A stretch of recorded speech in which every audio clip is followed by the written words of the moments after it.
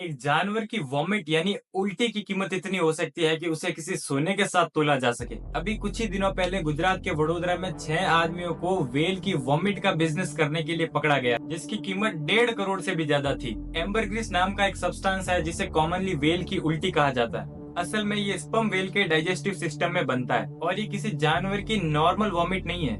जब sperm whale squid नाम के पानी में रहने वाले एक जीव को खाती है जिसकी चोंच होती है, तो स्क्विड्स की हार्ड चोंच से बचाव के लिए स्पर्म वेल का डाइजेस्टिव सिस्टम एक वैक्सी सब्सटेंस रिलीज करता है और यही सब्सटेंस धीरे धीरे जमा होकर एम्बरग्रीन्स के लम्स यानी गांठ बना देता है, जो ज्यादातर फेजेस के थ्रू बाहर निकलता है और दुनिया की 1% स्पर्म वेल ही इसे प्रोड्यूस कर पाती है। तो जब एम्बरग्रीस फ्रेश होता है तो इसकी स्मेल बहुत ही अनप्लीजेंट होती है, लेकिन सालों तक समुद्र में तैरने के बाद, सनलाइट और सॉल्ट वाटर के कांटेक्ट में रहने के बाद ये हार्ड होता जाता है और अपनी यूनिक कॉम्प्लेक्स मस्की फ्रेग्रेंस को डेवलप करता है। तो इसकी इतनी हाई वैल्यू का क्या रीजन है? तो सबसे पहले तो ये एक्सट्रीमली रेयर है, दुनिया की 1% स्पर्म वेल ही इसे बनाती है और ये ढूंढना भी बहुत मुश्किल का काम है। दूसरा है इसकी यूनिक और कॉम्प्लेक्स केमिकल प्रॉपर्टीज। तो जब वेल इसे अपने शरीर से बाहर निकालती है तो टाइम के साथ साथ इसकी स्मेल और इसकी फ्रेग्रेंस भी इनहेंस होती है और सबसे इम्पोर्टेंट है, ये लग्जरी परफ्यूम्स में एज ए फिक्सेटिव यूज होता है। ये फ्रेग्रेंस को लंबे समय तक स्किन पे होल्ड करता है, ओवरऑल सेंट को इनहेंस करता है। इसकी स्कैरिटी और हाई डिमांड की वजह से इसकी मार्केट वैल्यू बहुत ज्यादा है, जो लगभग $40,000 पर किलोग्राम तक जा सकती है। इंडिया में वाइल्ड लाइफ प्रोटेक्शन एक्ट 1972 के अंडर एम्बरग्रीस का ट्रेड करना इलीगल है, क्योंकि स्पर्म वेल